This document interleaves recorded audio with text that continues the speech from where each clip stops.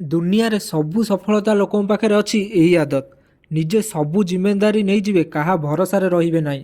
ଗୋଟେ କାମକୁ ଡେଲି ଯେତେ ଭଲ ହେବ କର। ଆପଣ ଗୋଟେ ଅନୁଶାସନ ବନେଇକି କାମ କର। ଟାଇମ୍କୁ ସବୁଠାରୁ ମୂଲ୍ୟବାନ ଭାବ, ଆଉ ଟାଇମ୍କୁ ଠିକ୍ ଜାଗାରେ ଇନଭେଷ୍ଟ କର। ଲୋକମାନଙ୍କୁ ସାହାଯ୍ୟ କରିକି ତାଙ୍କୁ ତମ ସହିତ ଯୋଡ଼ି ଦିଅ। ଜୀବନରେ ଏତେ ବିଜି ହୋଇଯାଉ କି ଦୁଃଖ, ଡର, ଘୃଣା ପାଇଁ ସମୟ ହିଁ ନ ମିଳେ। ଯେଉଁ ମଣିଷ ନିୟମ କରିକି ଆଜି କାମ ଆଜି କରିବ, ସେଇ ମଣିଷ ଗୋଟେ ଦିନ ଦୁନିଆରେ ରାଜ କରିବ।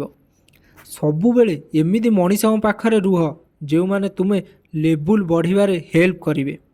ନେଗେଟିଭ୍ ଲୋକଙ୍କ ପାଖରୁ ସବୁବେଳେ ଦୂରେଇକି ରୁହ, କାହିଁକି ନା ତାଙ୍କ ପାଖରେ ସବୁ ସଲ୍ୟୁସନ୍ ପାଇଁ ଗୋଟେ ନୂଆ ପ୍ରୋବ୍ଲେମ୍ ଅଛି। ସ୍ୱପ୍ନ ସବୁବେଳେ ବଡ଼ ଦେଖ।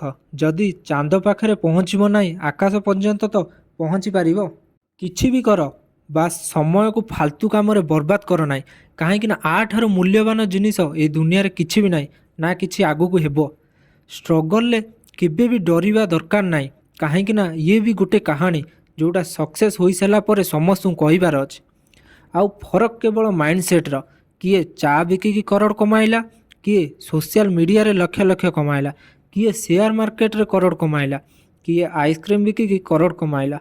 ନିଜର ଦିମାଗ ଲଗାଅ ଆଉ କୌଣସି କାମରେ ଲାଗିଯାଅ। କୌଣସି କାମ ଛୋଟ ହୋଇନଥାଏ।